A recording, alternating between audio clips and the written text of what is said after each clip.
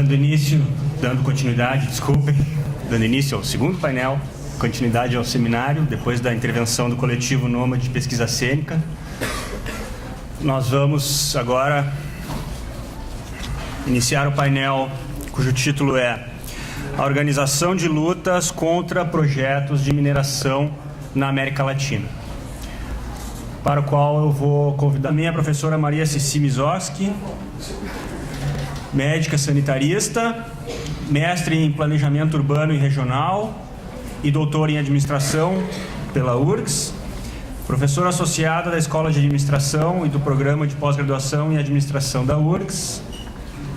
Também é membro do nosso grupo de pesquisa, Organização e Praxis Libertadora.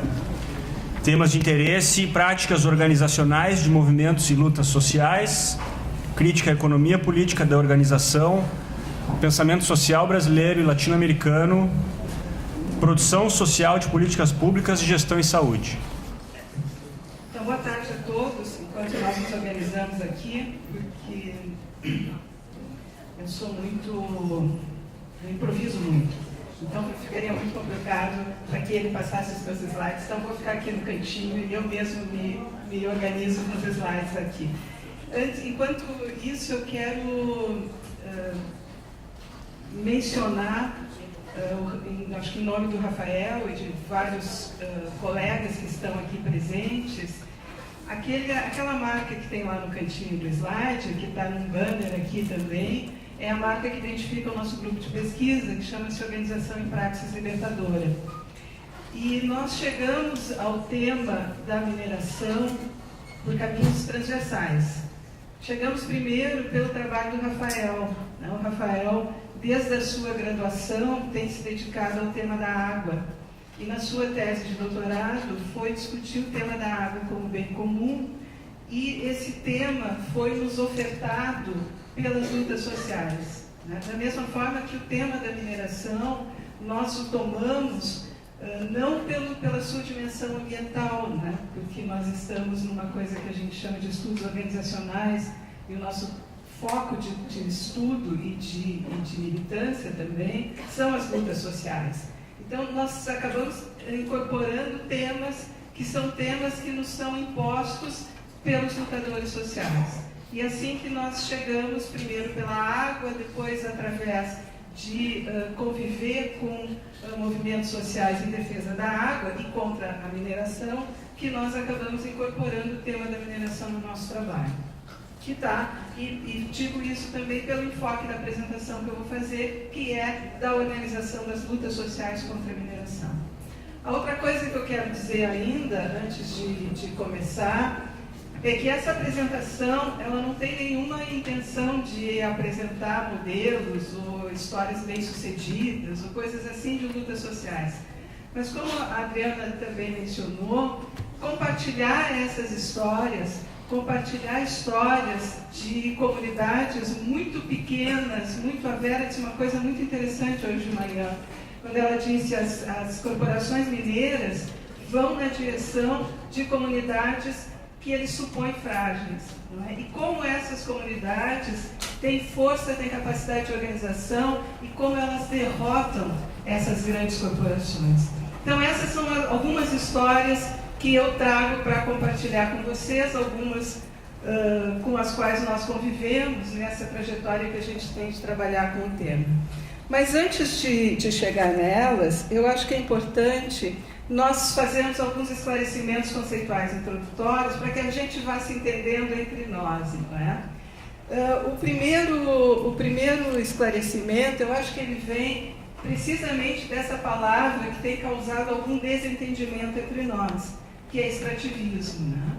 Eu acho que é importante a gente, de novo, a expressão extrativismo, ela nos é dada por essa trajetória de lutas que acontece na América Latina, onde a palavra extrativismo é a referência dessas lutas.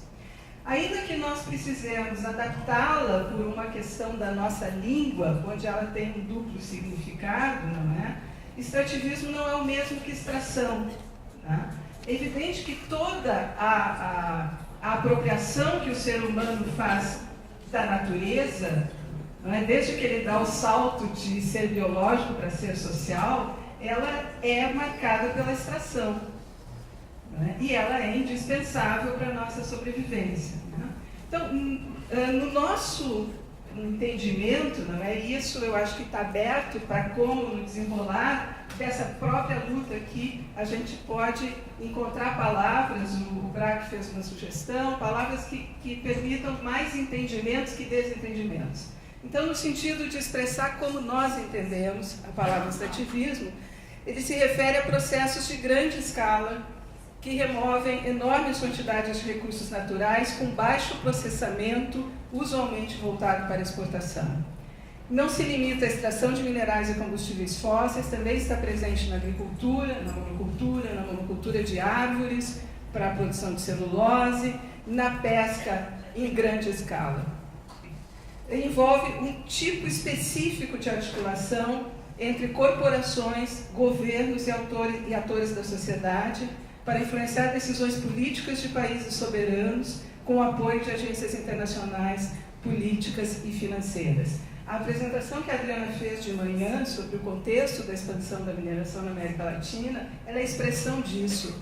Mas, embora se viva nos locais a mineração e o seu impacto, o que acontece nos locais é a expressão dessa grande articulação que envolve corporações, governos, agências internacionais, mercado financeiro, etc. E também algumas definições de mineração, não é? A definição de mega mineração, ela usualmente se refere à remoção de 1 bilhão de toneladas de matéria por ano, tanto mineral quanto o que se chama de mochila ecológica, ou seja, aquilo que foi mencionado hoje de manhã pela Jaqueline, que é toda aquela terra, água, montanha que vai junto e que depois fica como resíduo, né? Então, a definição de mega mineração é essa: 1 milhão de toneladas de matéria por ano e afetados mais de 1.000 hectares de superfície. O Rafael fez um cálculo ali, considerando o projeto para Caçapava, né? E a conclusão que o Rafael chegou é que em 20 anos, ainda que esta não seja um projeto de uma mega mina, mas que em 20 anos serão removidos mais de 1 milhão de toneladas e mais o restante dos materiais da mochila ecológica. Então, ainda que pela definição estrita não seja neste momento uma mega mina, caso ela venha a ser implantada, todos nós faremos de tudo para que não, isso significará, ao longo de 20 anos, um impacto superior ao de uma mega mina. Bom, e por que a luta contra o extrativismo?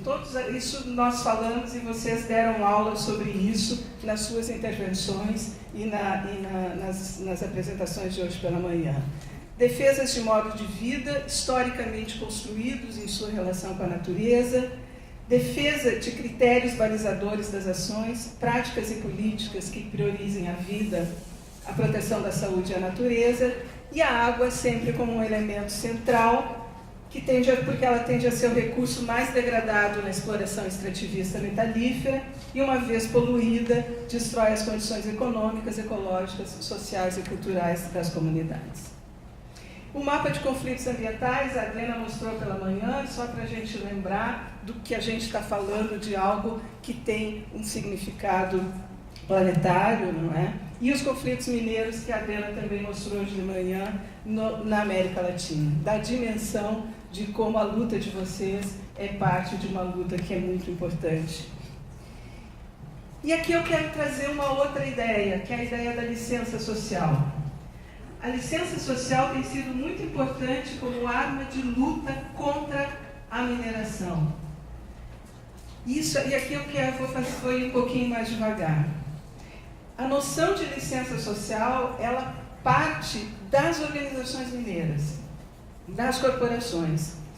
E ela surge em decorrência de conflitos muito importantes que aconteciam em diversos lugares do mundo contra as corporações mineiras. E as corporações mineiras vão, mas como é que a gente limpa a nossa cara nesse negócio? E diz, muito simples, nós vamos propor que além da licença ambiental, haja uma licença social. Essa ideia, então, ela é assumida pelo Banco Mundial e pelas associações de corporações mineiras desde o final de 1990. O interessante é que ela foi criada para recuperar a reputação das mineradoras e produzir uma cultura favorável à indústria mineira, mas ela acabou sendo apropriada na luta contra a mineração. E as comunidades, na sua estratégia de luta, dizem: nós negamos a licença social. Ainda que ela tenha licença ambiental, nós não damos a licença social. Isso não é apenas retórica, não é apenas discurso, porque a licença social para as mineradoras é muito importante. É muito importante para o valor das suas ações nas bolsas. É tão importante que, por exemplo, a Organização de Ações de Corporações Mineiras no Brasil realiza todo ano um seminário para discutir as suas estratégias para obter licença social. Então, negar a licença social tem sido uma forma de derrotar as corporações mineiras, ainda que elas tenham obtido licença ambiental. Na sequência, eu vou dizer um pouco para as mineradoras o que significa a licença social e como ela tem sido usada pelas comunidades contra as mineradoras. Então, para as mineradoras, na sua origem, ela é um objeto de marketing e de relações públicas das empresas, não apenas mineradoras, mas das consultoras e da mídia de negócios, do nossa Zero Hora, do nosso etc. e tal. Ela é uma aprovação tácita da comunidade em relação às aprovações de uma determinada empresa, não faz parte dos mecanismos formalmente reconhecidos. Ele é, ali no último item, a Vera mencionou isso hoje de manhã, desde 2008 a Votorantim está lá, fazendo projetos nas escolas, fazendo projeto com os pequenos comerciantes, etc. Para as mineradoras, a licença social é um mecanismo gerencial para obter o consentimento das populações, expresso em programas sociais ou de relacionamento comunitário do tipo responsabilidade social, investimento social privado, sustentabilidade, etc. Ele e aqui eu começo a fazer a passagem para como ele tem sido usado pelas lutas sociais. O EIA, né, ele é criado e teria o potencial de ser um espaço de mediação social entre as corporações mineiras e as comunidades. No entanto, todos nós já sabemos, ele não funciona como esse espaço. Ele segue uma lógica de elaboração tecnicista e ele opera sob regulações governamentais que favorecem os empreendimentos mineiros. Então, é uma espécie é muito importante, não estou desvalorizando, é muito importante. Mas lutar em torno do EIA é usualmente insuficiente, porque a própria lógica interna das regulamentações e do funcionamento das burocracias e reconhecendo que os agentes governamentais, na sua maioria, que a prefeita que me disse que obviamente não são todos, mas na sua maioria, governos estaduais, no nosso caso, certamente, o governo federal, há uma associação de interesses, no mesmo caso do Peru, etc. Então, o sentido da licença social, a licença social, a luta contra a licença social, ou por expressar que não há licença social, ele é importante como um instrumento de controle da população contra o empreendimento. Então, a licença social está prevista apenas no Pacto, que não é pouco, no Pacto Internacional de Direitos Econômicos, Sociais e Culturais das Nações Unidas, onde está afirmado que os povos são livres para determinar suas riquezas e recursos naturais sem privar-se de seus meios de subsistência. Esse tem sido um marco legal, digamos assim, que algumas lutas sociais têm usado, inclusive para recursos junto à Comissão de Direitos Humanos das Nações Unidas, etc. Como que tem sido feita essa expressão de a comunidade nega a licença social? Isso tem sido feito através de plebiscitos formais e informais, de manifestações, como vocês estão fazendo, de manifestações e protestos nos locais afetados e junto às instituições com poder de decisão, através de ações judiciais, de práticas de ação direta, com bloqueio de estradas, de acesso à mina, etc. Campanhas nas redes sociais, outras estratégias de luta. Dessa maneira, os grupos diretamente afetados e seus aliados têm demonstrado que negam a outorga de licença social aos empreendimentos e têm conseguido barrar vários empreendimentos mineiros. Parece a história da carochinha, mas de fato é isso que tem acontecido, e isso acontece, volto a dizer, porque no cenário das relações internacionais, do mercado financeiro, dos custos de transação, essa oposição das comunidades, ela tem um custo para as empresas. E as empresas acabam, muitas vezes, não querendo pagar esse preço. Então eu vou trazer, eu não sei que tempo eu tenho, Rafael. Foi 25. Tá, então não preciso correr tanto. Então eu vou trazer alguns exemplos de lutas sociais que derrotaram empreendimentos mineiros. Alguns mega empreendimentos, outros pequenos empreendimentos. O que essas histórias têm em comum, eu vou repetir isso, é o fato de serem, volto a fazer uma relação com o que a Vera disse hoje pela manhã, é o fato de serem pequenas comunidades, pequenas cidades que se organizam e lutam contra megacorporações. Então, a primeira delas é Esquel, que é ali naquela região no sul da Argentina. Esquel foi muito importante para as lutas antimineiras na região, vocês logo vão ver por quê. Então, o que aconteceu em Esquel foi que em 2001, 2002, a população tomou conhecimento da exploração de ouro com cianureto por uma empresa canadense também, a Meridian Gold, perto do Parque Nacional, com o apoio do governador e do prefeito. Um grupo pequeno de moradores se organizou inicialmente e realizou manifestações públicas, panfletagens e ações nas redes sociais. Em outubro de 2002, eles realizaram uma primeira assembleia numa escola. E no início de novembro, uma outra. E criaram o que eles chamaram de Assembleia de Moradores Autoconvocados pelo Não à Lamina. Algo semelhante ao PP que vocês criaram.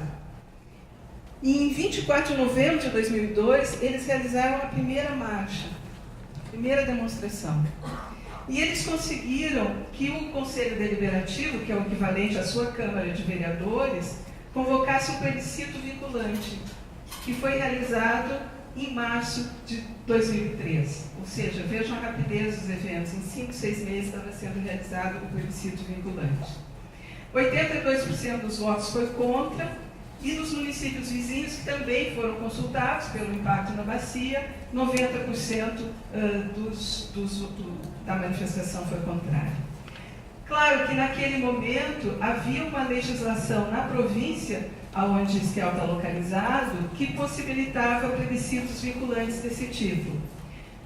Graças à existência deste plebiscito, essa legislação foi revogada, o que não impediu que outras comunidades realizassem o plebiscito, ainda que informal, como uma forma de demonstrar a rejeição massiva da população à outorga da licença social.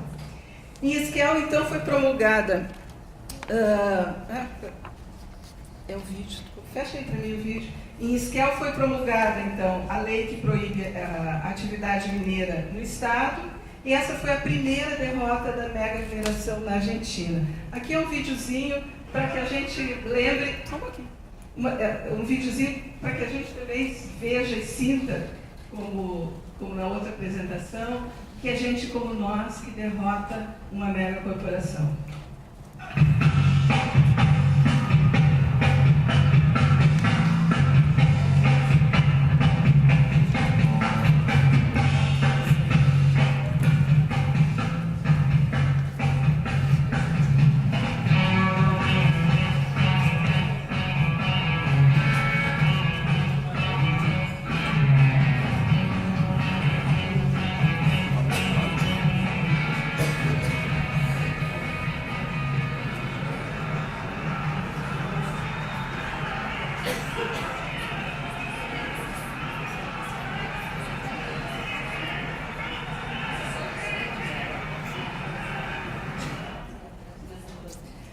Bom, então, o outro lugarzinho ao qual eu quero me referir é uma situação mais recente, passa bem.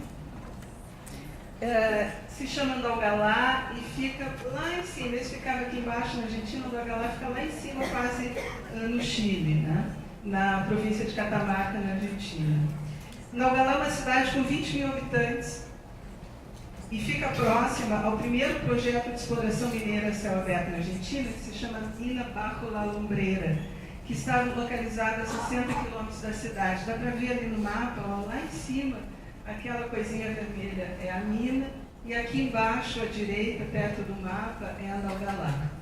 Ainda que essa mina tivesse localizada a 60 quilômetros, e ela já opera há mais de 20 anos, a população testemunhou durante todo esse tempo, primeiro, o fracasso das promessas de trabalho e desenvolvimento econômico que acompanha toda a propaganda de aí vem o desenvolvimento. Os minerais, os rejeitos, são transportados através de um duto até o porto. Sucessivas rupturas do conduto de minerais e diferentes impactos sobre a saúde e sobre os modos de vida. Sofreu censura, repressão, criminalização. Essa é a mina, uma visão por satélite, uma área de cerca de 5 mil hectares. Como essa população vive junto a uma mina, ela também sofre, por mais de 20 anos, as ações de responsabilidade social.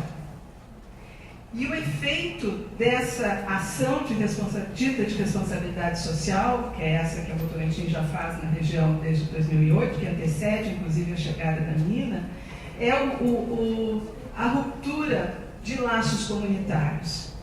Tem uma história, eu me lembrei dessa história pela presença dos grupos religiosos aqui, que são muito importantes no sentido de agir para reconstituir ou para evitar que os laços comunitários se rompam. Infelizmente não foi o que aconteceu em Andalgalá. Em Andalgalá o padre se encantou com a mina. Inclusive o padre reza missas na boca da mina. Isso fez com que nós tivemos depoimento de uma professora que nos disse com maior tristeza que ela sempre participou dos grupos na igreja. Ela fazia catequese, ela tinha grupos de catequese, ela fazia ações junto à igreja nas comunidades e ela precisou se afastar da igreja.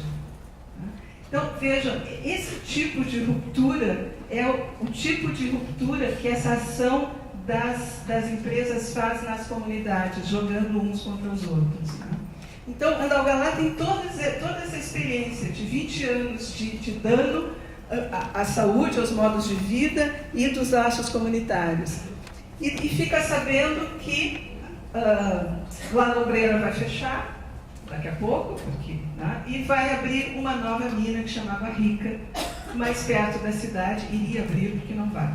E eles, então, se organizam para enfrentar, para recusar a licença social e para decretar Andalgalá livre de mega mineria. Esse é o símbolo da organização de moradores, não é? Da Assembleia Elangarrobo, que se chama, que é o nome de uma árvore da região. E eles então iniciam essa luta para negar a licença social ao estabelecimento de uma nova mina. E uma das coisas que eles fazem são caminhadas todos os sábados ao redor da praça. Esse slide eu acho que é interessante porque ele mostra a persistência, né? 400 caminhadas semanais eles comemoraram em julho desse ano. Essa, vejam, é um pueblito tico, é uma cidadezinha de 20 mil habitantes, essa é a Praça Central, e aqui vocês têm também uma assembleia na Praça Central e imagens das caminhadas em torno da praça. Bom, no início de 2016, eles conseguiram que o Supremo Tribunal desse um amparo legal aos moradores, suspendendo o novo projeto mineiro de Água Rica. E a Câmara Municipal promulgou, em setembro de 2016, um ordenamento que proíbe a atividade mineira a céu aberto e a extração de minerais nucleares, que era um projeto novo também, na bacia hídrica do rio Anhangualá. Eu penso que essa experiência de luta do povo de Anhangualá é uma evidência de que, apesar das estratégias essas de responsabilidade social e tudo mais, a licença social ela nunca é garantida, né? Ela sempre pode ser não outorgada. Esse foi o último que eu consegui, é o convite para a caminhada do dia 23 de setembro, foi o último que eu achei na internet. Ou seja, ainda, e esse é um outro dado importante, quando se derrota uma mineradora, a luta não termina, porque o mineral continua ali. Então, essa é uma luta incessante. Então, ainda que eles tenham a suspensão da outorga, etc., eles continuam organizados constantemente. Essa é outra história, que é também no noroeste da Argentina, inclui 2 pequenos municípios, Famatina e Chilecito, e essa é a montanha que eles defendem, que é o seu glaciar, sua fonte de água. O povo de Famatina e Chilecito começou a se organizar em 2006 e tem uma longa luta contra a mega mineração no maciço de Famatina, que já expulsou quatro corporações mineiras, sucessivamente. E ele começa, assim como lá no caso que a Adriana apresentou, com as mulheres. As mulheres se dão conta que as suas casas, que são de barro, de adobe, que as suas casas começam a rachar com a passagem daqueles super caminhões que não se sabia o que faziam ali. E os super caminhões estavam levando equipamentos para a montanha. E é esse alerta que as mulheres fazem junto às escolas, aos professores das escolas dos seus filhos, que dá início a essa organização que já derrotou 4 corporações mineiras. Com assembleias, esse é o símbolo deles, a água vale mais que o ouro. Essa é o último deles. Com assembleias, manifestações, bloqueios, eles constantemente bloqueiam o acesso aos lugares de exploração e vários enfrentamentos à violência repressiva e à criminalização. Expulsaram 4 empreendimentos mineiros. A canadense Mary Gold, em 2007, a chinesa Shandong Gold, que também pretendia, além de ouro, explorar urânio, a japonesa Osisko, em 2012, e em 2015 a argentina Midais, que pretendia fazer uma mina de menor porte. E eles continuam lutando. E foi lá que alguém nos disse, essa frase que eu acabei de mencionar para a Famatina: nós sabemos que nós vamos lutar para sempre, nós, nossos filhos, as futuras gerações, enquanto a montanha estiver ali e enquanto houver ganância por esses minerais.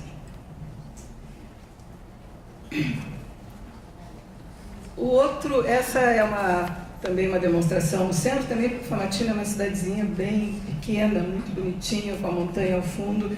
E ali também tem uma coisa, eles defendem a água, eles defendem seus modos de vida. Eles não aceitam quando os governantes lhes dizem, como lá, quando os governantes lhes dizem: este é um povo deprimido, este é um povo economicamente, todas as coisas que vocês já ouviram sobre as regiões de vocês, não é? E defendem seu modo de vida, inclusive a extração de minerais de maneira artesanal, que é uma prática na região. E aqui, vejam, defender a água é defender a vida, e as legislações municipais que eles conseguiram para proteger a área, para decretá-lo como não tóxico, para estimular o turismo ativo e o montanhismo, ou seja, a busca de alternativas econômicas que dispensem a exploração mineira. Esse eu tenho dois casos para terminar. Um deles... dá tempo. Um deles é esse lugarzinho, olha que lugarzinho pequenininho. Esse lugarzinho no México, que tem, os nomes aqui são muito impressionantes. O lugar se chama San Miguel del Progreso, né? E a mina se chama Coração de Tinieblas, se chama Coração das Trevas. Então, esse simbolismo desses nomes eu acho que é muito impressionante. E é uma comunidade pequena de agricultores indígenas.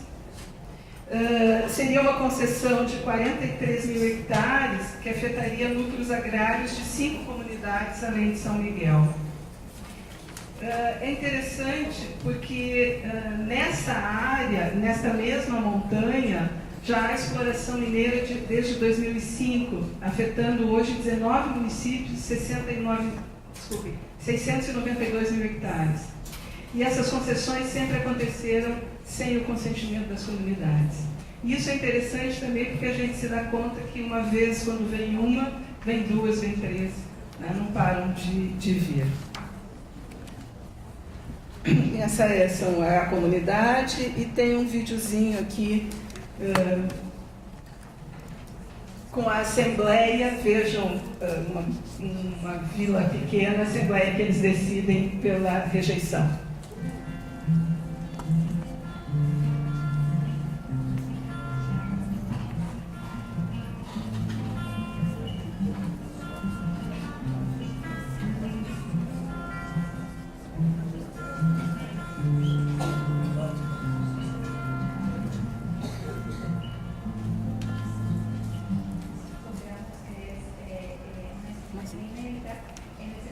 Que es la primera vez que vía judicial se le ordena a la Secretaría de Economía dejar insuficiente una declaratoria de libertad de terrenos.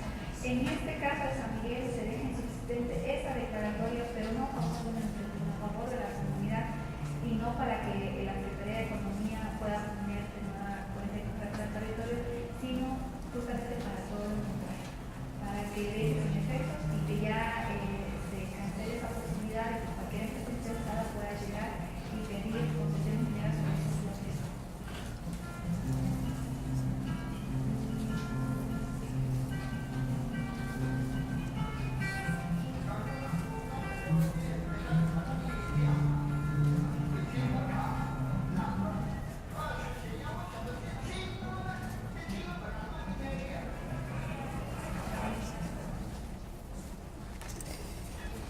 Bom, e para terminar, então, eu vou mencionar uma situação, no caso na Colômbia. Na Colômbia, de 2013 a 2017, foram realizadas 7 consultas populares, com a população rejeitando a mina com mais de 96% dos votos. E hoje 15 municípios têm a intenção de realizar consultas.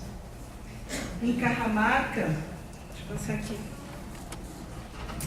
Em Cajamarca, que é esse lugarzinho ali, a pergunta foi: você está de acordo, sim ou não, com que no município de Cajamarca sejam executados projetos e atividades de mineração? A resposta foi não por 96% da população. O que mais preocupava a população era, como no caso de vocês, a tradição agropecuária da região. O município é considerado a dispensa agrícola da Colômbia. Ele é um território com numerosas fontes de água, incluindo 3 rios e 2 lagoas, e ele é um sistema hidrográfico muito importante.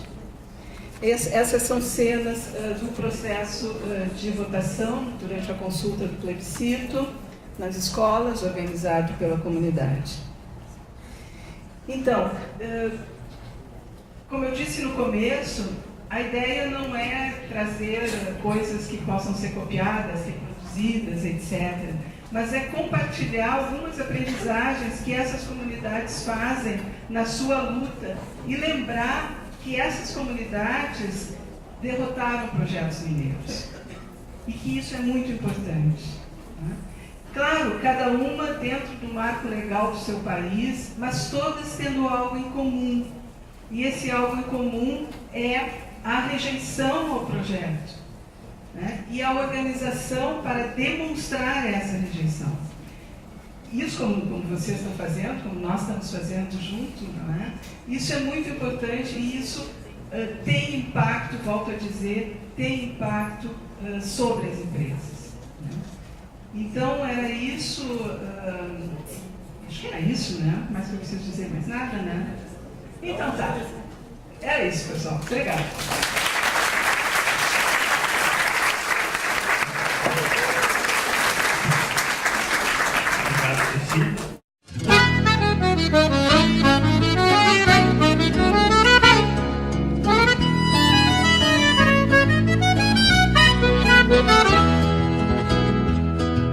É de vereda, parceiro, que o golpe firma na trança. Se o braço busca distância no estender da canhada, uma terneira bichada que achata cola por conta, ritual gaúcho na estampa desta querência sagrada. É de vereda, parceiro, com a bota sempre estrivada, que aparta um boi na invernada pra garantir o sustento. Chapéu tapeado com vento, num barbicacho apertado e um peleguito virado nesse fundão mormacento. Salta calando, parceiro, salta calando. Faz um bichinho e afirma a perna no mar. Soca as esporas e afrouxa a boca do pingo, que a zeboada sobra a pata por demais.